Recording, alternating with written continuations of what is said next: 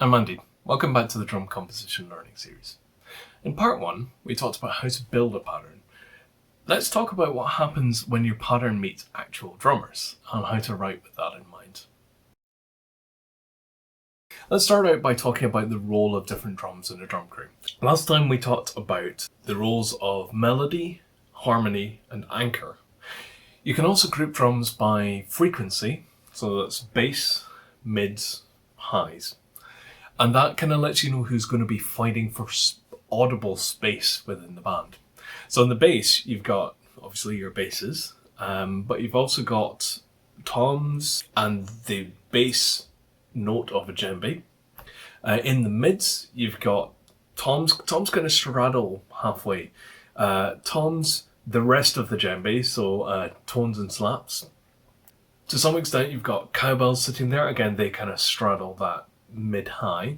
If you're playing with snares with snare off, they're going to sit kind of at the top of the mids as well.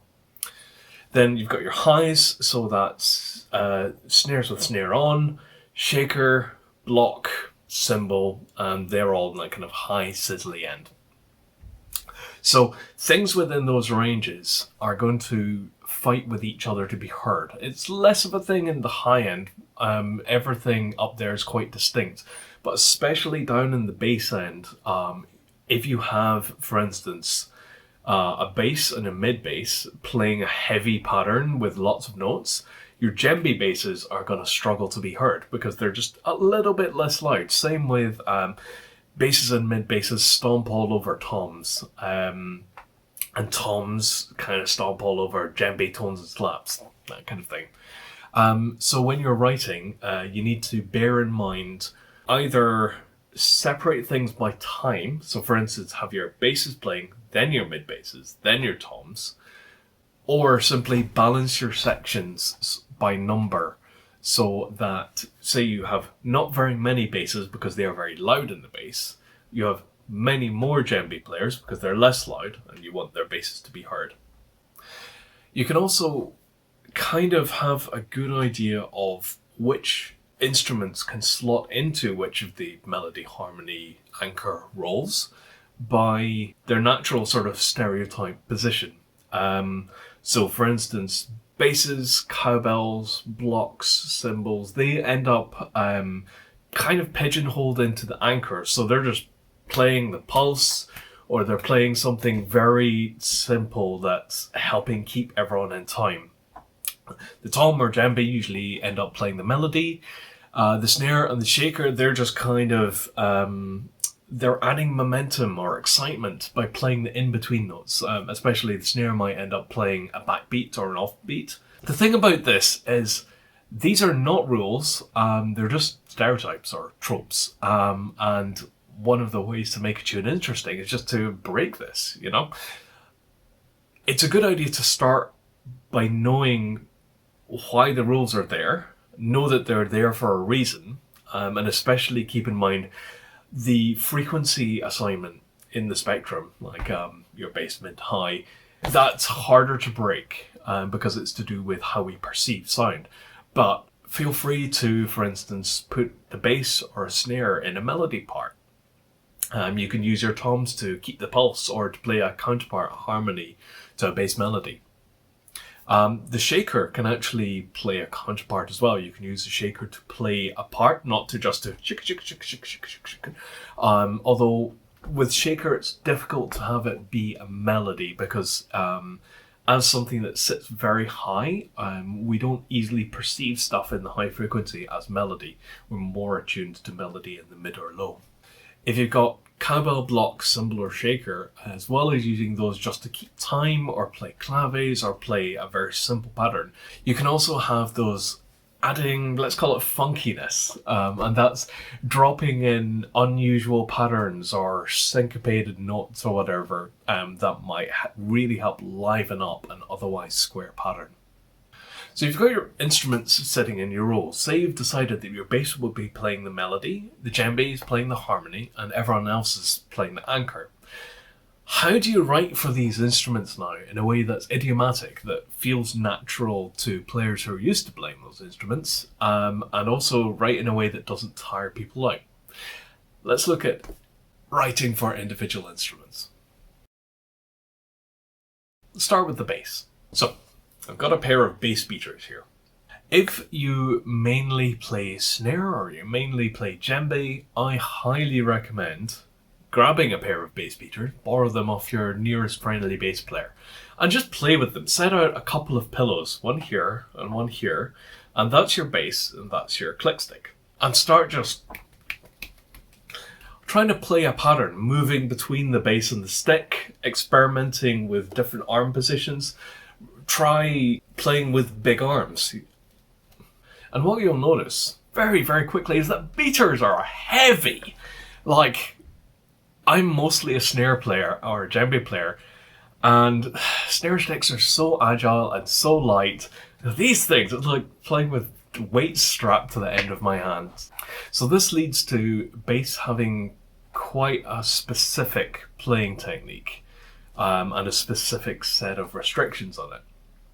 So you've got big, heavy beaters. This means that moving them takes time, which means that you can't really play anything that's massively fast. You're not going to be able to play for 5 minutes, although you might be able to play it for short periods of time.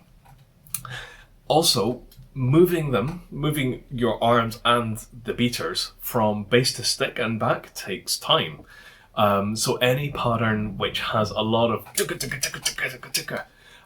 is going to be really difficult to play for extended periods.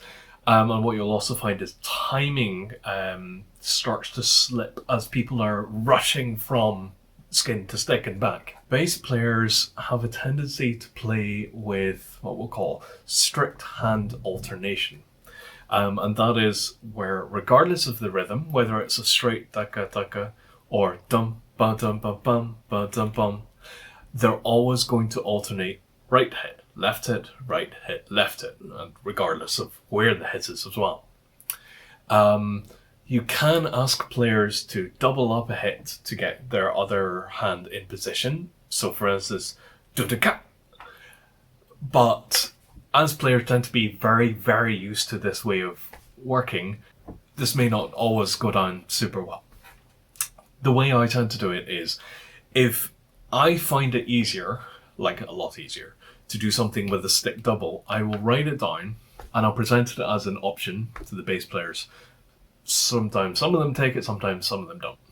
So when you're writing your patterns, think about these constraints and think about, for instance, if you've got a fast section, think about toning the rest of your pattern down to give bass players' arms a break. Think about anything which has a lot of movement between stick and skin, and think about whether you can maybe provide an alternate handing which makes that easier. Can you remove notes to make that easier? Other things on bass. Dynamics. Bass dynamics can be a thing. Bass does not always need to be played at maximum volume, just really slamming the heck out of the bass. It's possible to play bass quietly. It's also possible to play some notes quietly and some notes loud, or to move from the center of the skin to the outside of the skin to get different tones. Bass can be quite a versatile instrument. So probably the canonical example of this is a tune called Moroccan 12s, which goes a bit like this. And that works really well because it's quite a chill tune. You can really zone out. The players aren't slamming their basses, which means that the dynamics can be heard. This is not something to do for beginners, because beginners are probably going to be nervously playing at max volume and playing the middle of their skin. And it's also not something to do in a tune where people are going to get really excited and they're playing fast and they're bouncing around, and the first thing to get neglected is the dynamics. Everything just becomes as loud as possible. But like with Moroccan 12s, if you've got a tune that people are just kind of sitting and chilling out on, yeah, think about incorporating some bass dynamics into it, and that gives you more variety in your sound. Let's talk about djembe. So this is going to be an interesting segment because I don't actually have a djembe here to demonstrate. I have this thing. This is a Remo, let's call it a djembe shaped object. Sounds a little bit like a djembe, but it doesn't really play a lot like one. But it's difficult to get a good tone out of it. That's kind of the best that you can achieve. But I'm going to demonstrate what's good and bad, what's easy and what's hard on djembe. So, djembe is pretty much exactly the same as bass, except you're using your hands and you've got a third sound, right? Not exactly. So you don't have beaters, your hands are quick, but your arms are still big and heavy. So for instance, you can do little rolls quite easily, as long as you don't want them at high volume because you're just using your wrists. If you want volume, you've got to use a little bit of arm motion. And you'll find beginners use a lot more arm motion because they haven't quite developed the wrist flick technique. Moving your wrists is fast. Moving your arms, moving from bass to tone to slap, tone to bass, that's hard. Unlike stick drums, where you can just angle your sticks by slightly moving your wrists, and you can do that very easily. On a djembe, you're moving your whole arm, and this is quite a small djembe. This is a 12-inch djembe. Most of the ones we play are 14-inch djembes, so it's about a 4, 5, 6-inch movement between bass and tone or slap. So, patterns with a lot of movement but no particular pattern, that's pretty tricky. Patterns which have a pattern, so I often think of it as like sevens.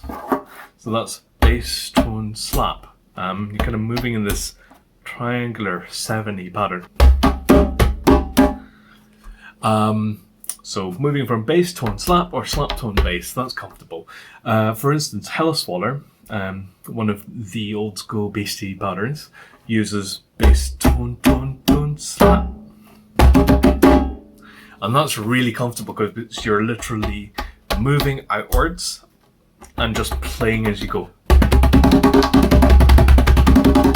So you're not needing to move your arms with any kind of speed. Repeating patterns, like you can have your arms moving if they're in a repeating pattern like bass, slap, bass, slap, slap.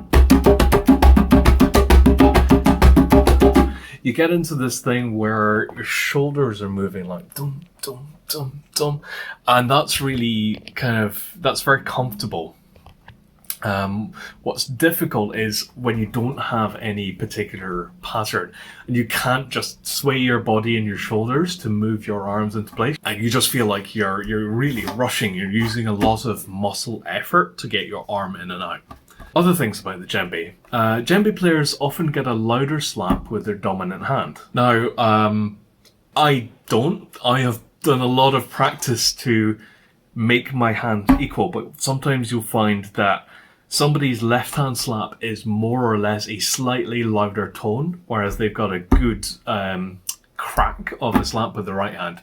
So if you're writing something and you want a really loud slap, either arrange it so that it falls naturally on the right hand, or give the djembe player enough space in the pattern before the slap to just kind of get their hands back into a neutral position, raise the right one, and then bang. And then you can get a really loud, heavy slap sound. From real beginner djembe players, don't expect differentiated tones or slaps. So this drum's actually quite good for modelling this. This is a tone, this is a slap. The tone sounds like a soft slap. On a true djembe, the tone should sound like doom, and the slap should be this real whip crack, bang, and there should be a real difference in pitch between them. But getting that takes a lot of practice, and it's just about moving your fingers and tensing your fingers in different ways until it gets perfect. And that takes a lot longer than just one run-up or even a few run-ups. Different ways to write with djembe. So you can use the djembe bass to reinforce your bass basses. If you want a sort of really full, rich bass sound, having them both hit at the same time, you get this, the real bang from the basses, and then you get this whoom from the djembes. The djembe basses last a lot longer. Like a djembe bass will be up to like a couple of seconds on a really nice djembe. You'll hit it and then it will just keep on going boom for quite a while. And you can use this in a sparse pattern where you don't have many djembe bass hits, and that allows each of them enough time to sing out. What you don't want to do is play a lot of djembe bass hits in a row, because that just kind of becomes this mushy whoa whoa whoa whoa whoa sound. Another thing to know about djembe bass hits as well is they may be long, but every time you hit the djembe, they get shortened a little bit. So if you want them to ring out, have the player hit and then just take their hands off the drum for a little while. If you have hits, tone, or hit, slap, tone, or whatever, each hit will make the bass ring out less. Things to consider when you're writing for djembe. Djembe slaps are easily drowned out by snares because they both have the same high frequency content. Djembe bass is easily drowned out by anything in the bass region, so basses, mid basses, toms. Djembe tones, from experienced players, djembe tones can cut through surprisingly well because they sit at the top of the mid section. There's not a lot of other things that sit there. So the main thing that sits there is if you've got multi-toms, the small tom of the multi-toms is going to sit in that region. But yeah, so if you're writing something and you want the djembe to sound out amongst the rest of the drum crew, but you have a lot of stuff in the high and the low frequencies, consider having your players use tones instead of slaps. Other things you can do. You're not limited to just one hand hitting at once. Use flams. So that's one hand hits from a low height, one hand hits from a high height. And what that ends up being is one hand hits slightly before the other. You can't really bass flam, there's not usually enough room, but you can tone flam, you can slap flam. And you can use that in a pattern like...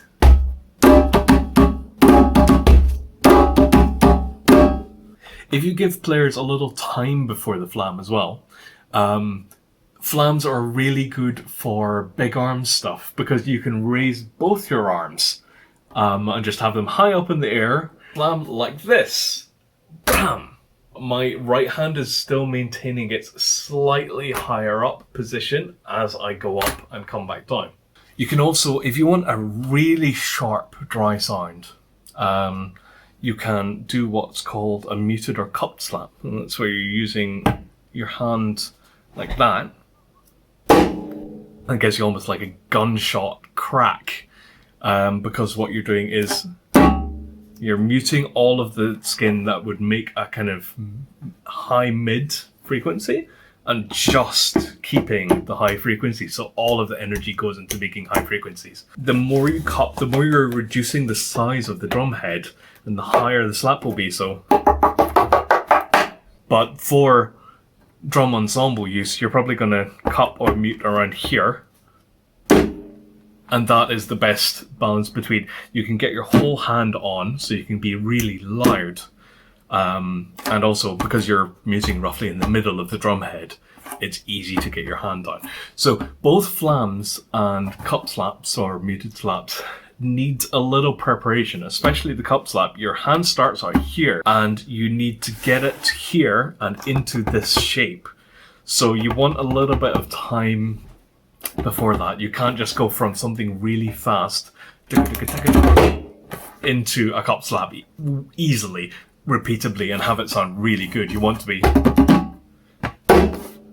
something like that. Djembes don't have a click stick, but you can use touches and ghost notes to achieve very much the same kind of thing. So say you have a pattern which is like,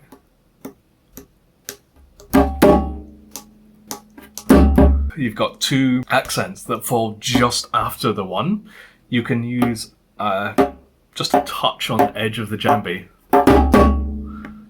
and that allows you to anchor it to the one, and it makes it a little easier to play rather than just waiting around to go 1, 2, 3, 4.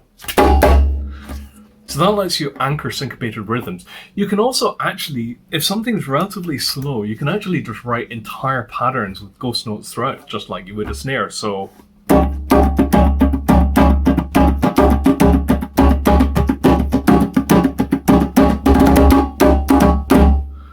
and if you don't have snares, or if your snares are doing something else, like they're playing a melody part and they're not just playing constant ghost notes, this can give you that momentum that snare ghost notes would otherwise give you. Alright, next up, snares. Let's talk about how to write for snares in different styles. So, you've got your average snare style.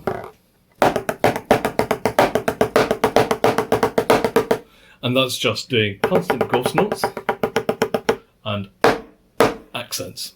I'm not really moving my arms at all, I'm just moving my wrists. So snares are a very kind of low impact thing compared to bass or tom.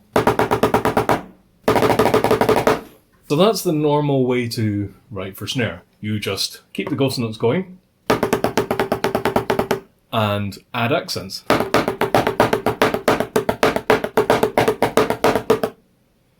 But there are other ways to write for snare.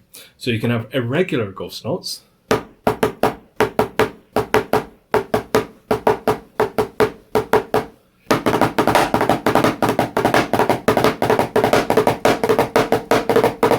And that allows you to play patterns that might be too fast to play with all the ghost notes, because that would have been... And that's really tricky to keep up for a long period of time, but it's not exactly pleasant. It's still fast, but it's less challenging. You've got a little time to relax your muscles between hits. You can also use this to change your ghost note time bases.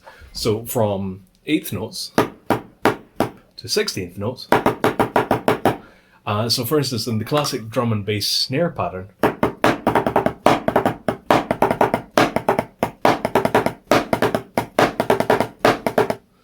what's happening is that most of the snare pattern is in 8th notes, you're changing to 16th notes, and the overall effect is it sounds like the whole pattern is in 16th notes. It gives you that kind of momentum and speed that you need. You can also write for snare in the same way that you'd write for tom, and I see a lot of this from tom and bass players who've moved to writing, and that is just using hits and clicks.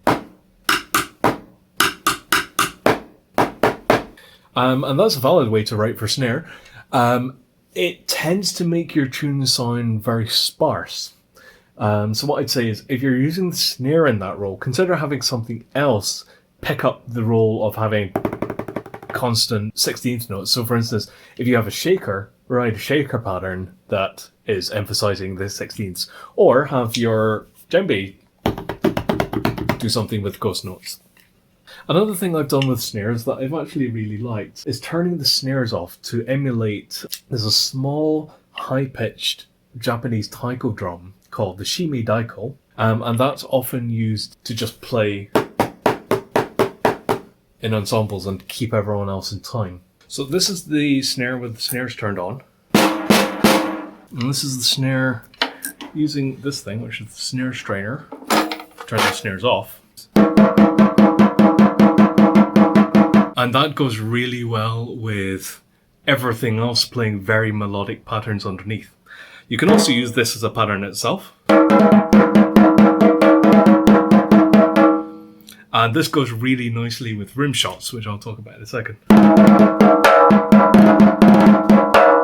So that brings me to talking about rim shots. I'm going to demonstrate this again on a real snare, because while you can actually do rim shots on a practice pad, if you've got this type of practice pad anyway, it's not quite as obvious what's happening. So a rim shot is where the stick is hitting the rim and the stick at the same time. Like like that. It's not just hitting the rim, and it's not just hitting the edge. So the edge is more high-pitched, but that's not solely what's happening in rim shot. Center, edge, rim shot. They are really, really loud. The purpose of rim shots, I like to use them for super emphasis. For instance, we've got the supercharger pattern 2.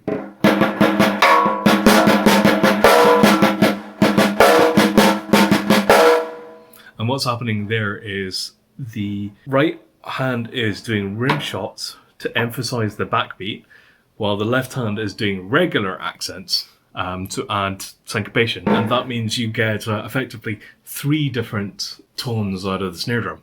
You can also do doubles and buzzes.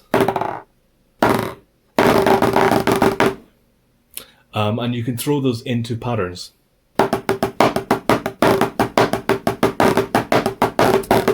Doubles are harder to throw into patterns, but you can have things like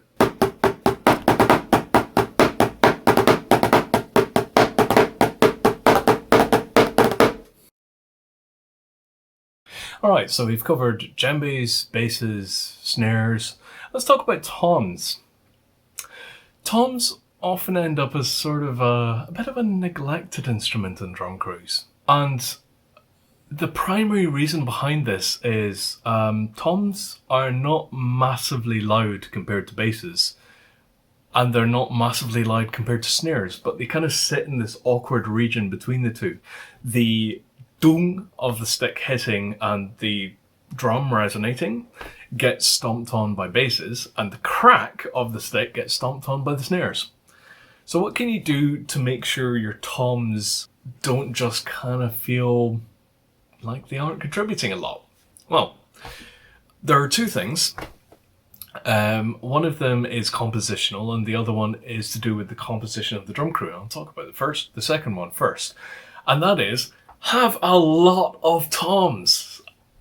Seriously, you do not want to have 4 bass players, 4 tom players, and 4 snare players, because your basses and your snares will be super loud. 4 is a decent number for basses and snares, but 4 is not enough for toms. You probably want something more like 4/8/4 or 4/8/3. And at that point, the toms will have a decent chance of holding their own. Toms work quite well in any role, really. They can play the melody, they can play a counterpart to the melody, or they can actually work quite well as an anchor drum, just playing a regular pattern underneath everybody else. I'm going to mention it here because this is something I always do when writing for toms. Remember that rim clicks are a thing. So when I'm writing, I tend to insert rim clicks only when they're needed. Like if I've got a syncopated part, I'll add some rim clicks just to keep everything in line with the pulse. But actually, because you're going to have a lot of tom players, you're actually going to have fairly loud rim clicks. So take advantage of that and incorporate the rim clicks into the pattern as a rhythmic element by themselves. You can also, like we mentioned with basses, you can actually do dynamics with toms as well. For instance, you can have the toms do a crescendo, like but like with basses, the same issues remain, plus 1 extra one. So if you've got beginner players or excitable players in the middle of an exciting song, they're probably just going to play all of those at maximum volume.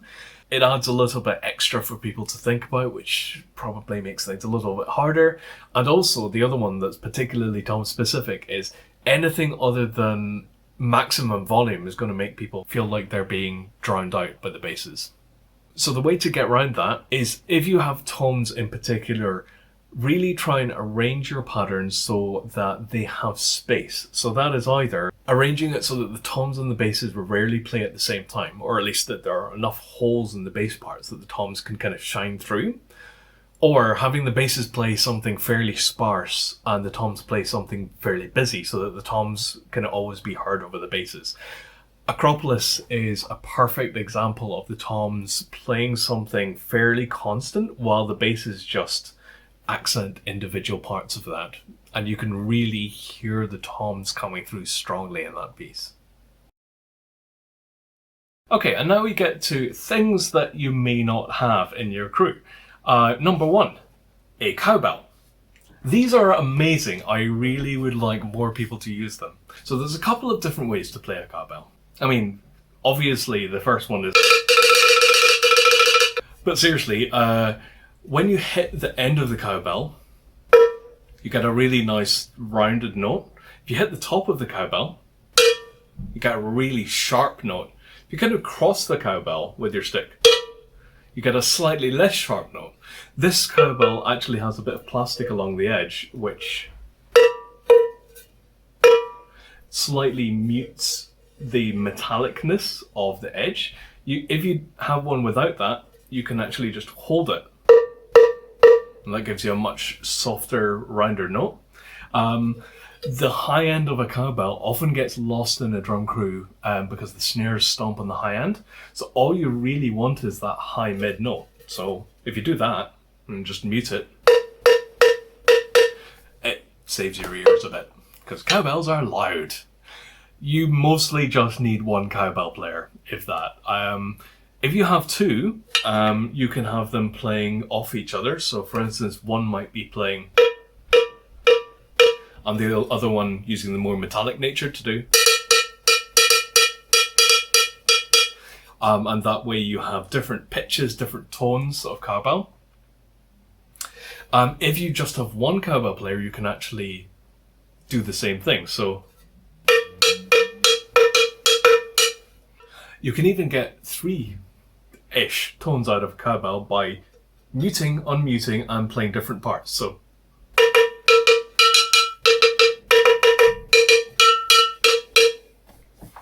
and that's really fun for just adding a kind of Afro feel to tunes. Anything which comes directly from West Africa in particular, or via Cuba or via Brazil, is usually fairly cowbell friendly. And as I mentioned earlier, cowbell's really good for adding a sort of funkiness to a tune by playing anything syncopated. So for instance, the rumba clave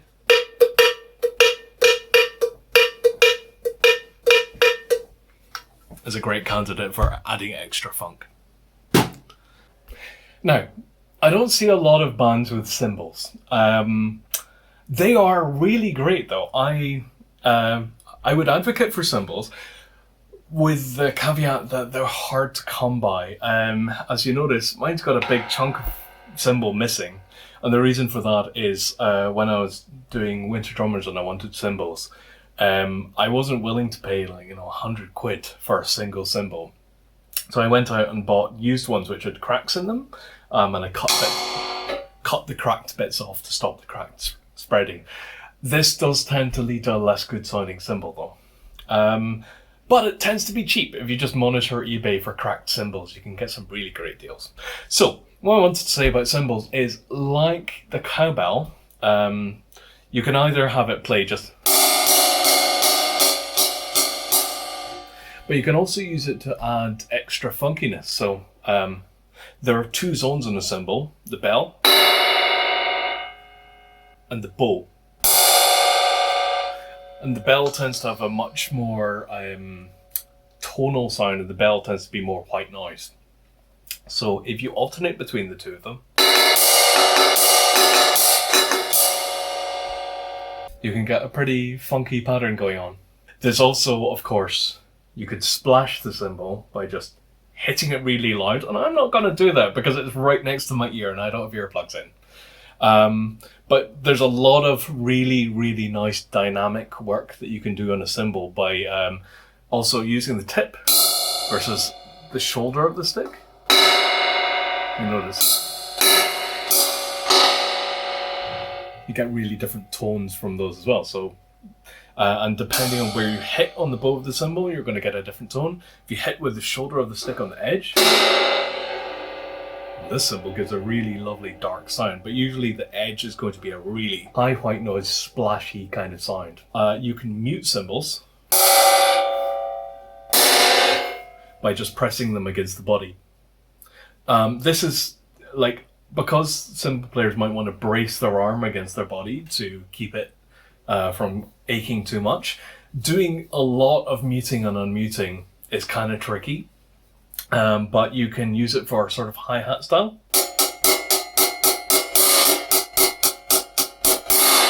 And that's quite comfortable because when you're constantly braced against the body and you're muting it like that, it's a bit more comfortable. You're not holding the cymbal out in the middle of the ear.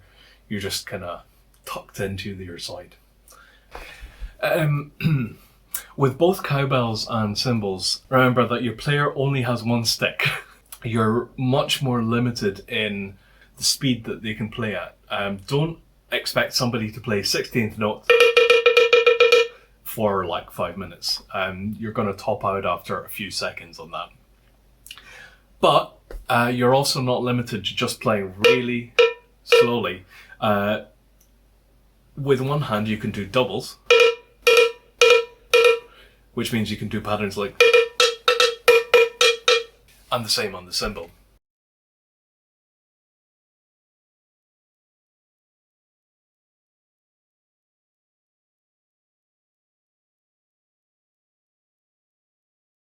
So at this point, I was going to talk about what makes things hard for a band in general instead of individual instruments, but I've actually completely run out of time. So you're going to have to wait until the next video to find out about that. For the moment, thanks for watching and happy drumming.